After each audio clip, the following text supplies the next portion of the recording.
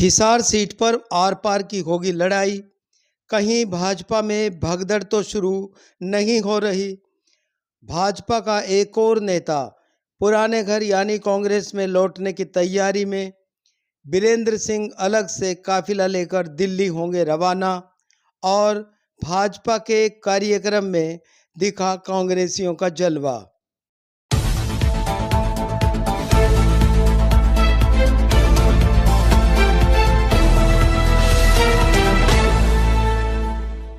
लोकसभा चुनाव की घड़ियां करीब आ रही हैं तो सियासी हड़कंप भी बड़ा रूप लेता जा रहा है। हरियाणा की 10 सीटों पर राजनीतिक दलों की हार जीत का पारा अभी उफान पर आना बाकी है। आज हम बात करते हैं हिसार लोकसभा सीट की। यहां भारतीय जनता पार्टी ने उम्मीदवार उतारने के साथ ही चुनाव कार्यालय का भी श्री गणेश कर दिया।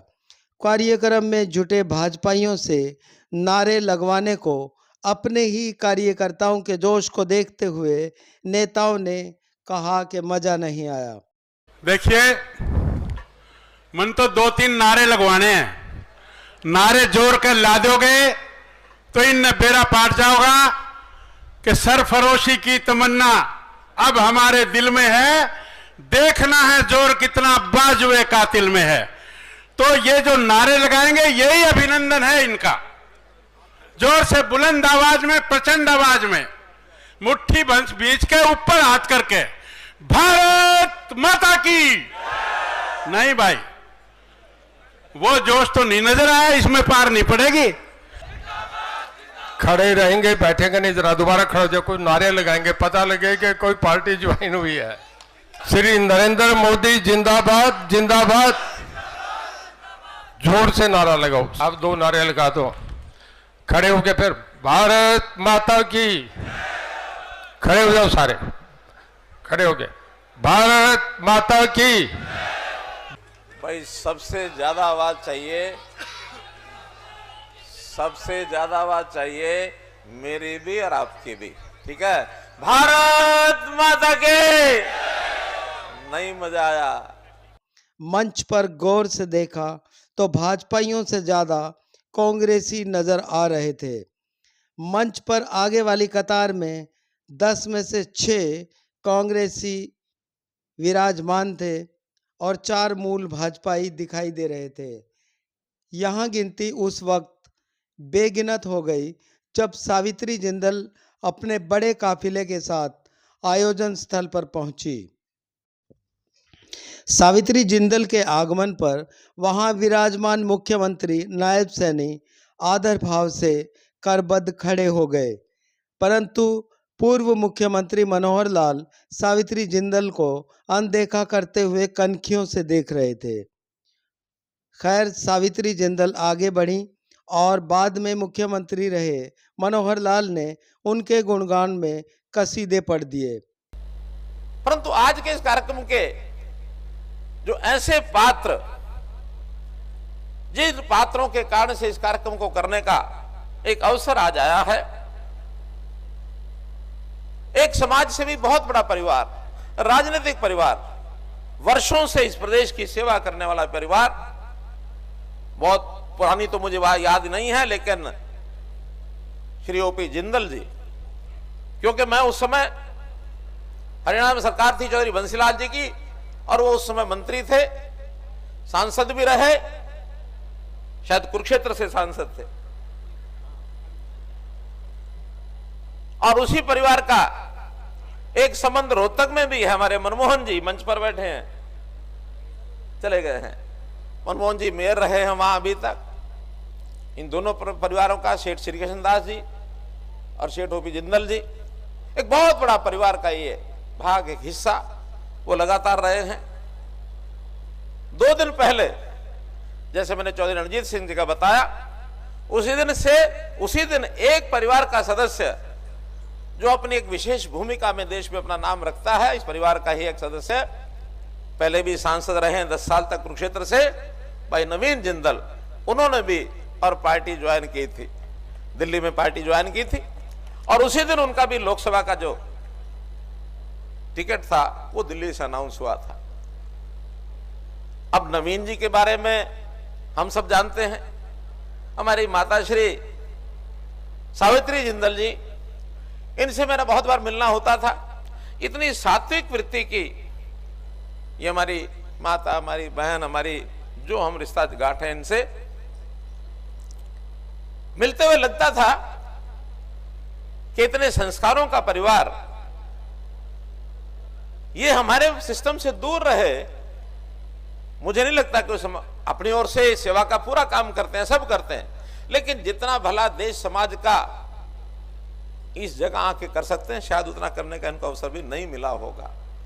यह अलग बात है कि भारतीय जनता पार्टी का वो स्थान बहुत पहले ऐसा नहीं था।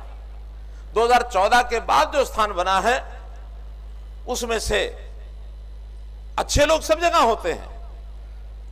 कांग्रेस में भी बहुत अच्छे लोग रहे, अन्य पार्टियों में भी रहे। एक अवसर आने पर सबका मत ये बना कि अब हमारा जो परिवार है, संयुक्त परिवार, ये मोदी परिवार है, हम इस मोदी परिवार का हिस्सा हमको बनना चाहिए। और आज पूरा परिवार मोदी परिवार इस नाते से बना है, चाहे हमारी माता हमारी सावित्री जिंदल जी हो, बहन श्रीमती सीमा जिंदल जी हो, उसे पूर्व नवीन जिंदल जी हो। अब इन्होंने सबने एक माध्यम चुन करके देश की सेवा का जो संकल्प लिया है, आपका मैं हृदय से बहुत बहुत अभिनंदन करता हूं, आपका स्वागत करता हूं और आशा भी करता हूं इस दिशा में जो आपने कदम बढ़ाया है, इस कदम को बढ़ते हुए सारे लोग सब लगातार लंबे समय तक देखें, ये मैं आपसे अपेक्षा आशा भी करता हूं। एक और जिंदल परिवार के भारतीय जनता पार्टी में आने से भाजपाई खुश थे, तो दूसरी ओर डॉक्टर कमल गुप्ता और सावित्री जिंदल के समर्थक एक दूसरे को देखकर मुस्कुराते हुए नजर आए। अब बात करते हैं मंच पर मौजूद कुलदीप बिश्नोई के पुत्र एवं विधायक भव्य बिश्नोई की। सो वे भी मंच पर मौन बैठे थे। कैप्टन अभिमन्यु कार्यक्रम से नदारद थे। कांग्रेस से भाजपा में गए एक और बड़े नेता प्रोफेसर छत्रपाल भी कार्यक्रम में नहीं पहुंचे। निर्दलीय विधायक रणजीत सिंह को दोनों बार मंत्री पद और तुरंत बाद हिसार लोकसभा से टिकट दिए जाने से कई दावेदारों का मूड और मोह भंग हो गया है। भव्य बिश्नोई को मंच पर देखकर लगा कि रणजीत सिंह की जगह अगले दिनों में भव्य बिश्नोई को मंत्रिमंडल में शामिल कर नाराजगी दूर करने का फार्मूला अपनाया जा सकता है। कैप्टन अभिमन्यु को अभी एक और टास्क में प्रदेशाध्यक्ष के पद का इंतजार हो सकता है, परंतु प्रोफेसर छत्रपाल की नाराजगी बरकरार दिखाई दे रही है। इन सभी के बीच जो ही कांग्रेस का प्रत्याशी घोषित होगा, हिसार सीट पर आर पार की लड़ाई शुरू हो जाएगी। बेटिकट रहे नेताओं के चहेते अपने आकाओं से अगली राह के बारे में लगातार सवाल पूछ रहे हैं। ऐसा ही कुछ हरियाणा की 10 सीटों में से 6 पर और 3 पर तो ज़्यादा ही चर्चा है। कांग्रेस अप्रैल माह के पहले सप्ताह में हरियाणा के उम्मीदवार घोषित करने वाली है। कांग्रेस के हरियाणा प्रभारी दीपक बाबरिया ने तो सभी 10 सीटें कांग्रेस के खाते में आने के दावे के साथ भाजपा के पास तो मटेरियल ना होने की तोहमत जड़ते हुए भारतीय जनता पार्टी ने 10 में से 6 तो वो उम्मीदवार उतारेंगे जो कांग्रेस आए हुए हैं। उसके पास तो कुछ मटेरियल ही नहीं है। लगातार कांग्रेस की ओर नज़र डालते हैं कि कांग्रेस कार्यकर्ताओं को पोचिंग करे, उसके लीडरों का पोचिंग करे, और जो है फिर जाते हैं और बात करते हैं। तो 10 साल तक जो लोगों ने कुछ काम नहीं किया, खुद ने भी नकार रहे हैं, उसको अभी फिर से प्रस्तुत कर रहे हैं। नतीजे आप यहाँ लिख लेना, 10 की 10 सीट कांग्रेस पार्टी जीतेगी। कुमारी शैलजा ने वो कहा है कि हाईकमांड बताएगी तो अम्बाला या सिरसा से वो चुनाव लड़ लेगी, वो कहा है उन्होंने, किसी ने मना नहीं किया है। भूपेंद्र सिंह हुड्डा ने वो कहा कि दीपेंद्र जो हैं, जो उसके बेटे जो हैं, वो चुनाव लड़ने जा रहे हैं रोहतक से, तो एक ही परिवार से 2 लोग चुनाव नहीं लड़ सकते। ही बीइंग CLP, उनका कुछ दायित्व भी बनता है, तो इसलिए वो नहीं लड़ रहे हैं। बाकी हमारे किसी सीनियर लीडर ने मना नहीं किए कि चुनाव नहीं लड़ेंगे।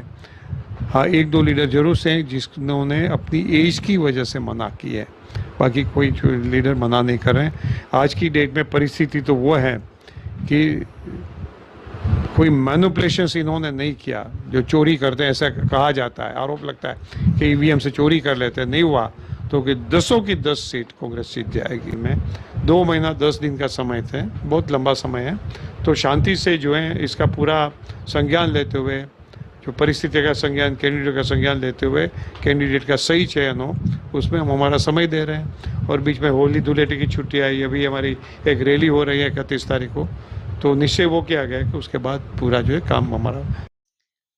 खैर, अब कांग्रेस के उम्मीदवार उतरने के साथ ही समीकरण भी साफ होने लगेंगे। आपका इस बारे में क्या सोचना है, कमेंट बॉक्स में जाकर जरूर लिखें। पेज @ नून चैनल को सब्सक्राइब करें। शुक्रिया।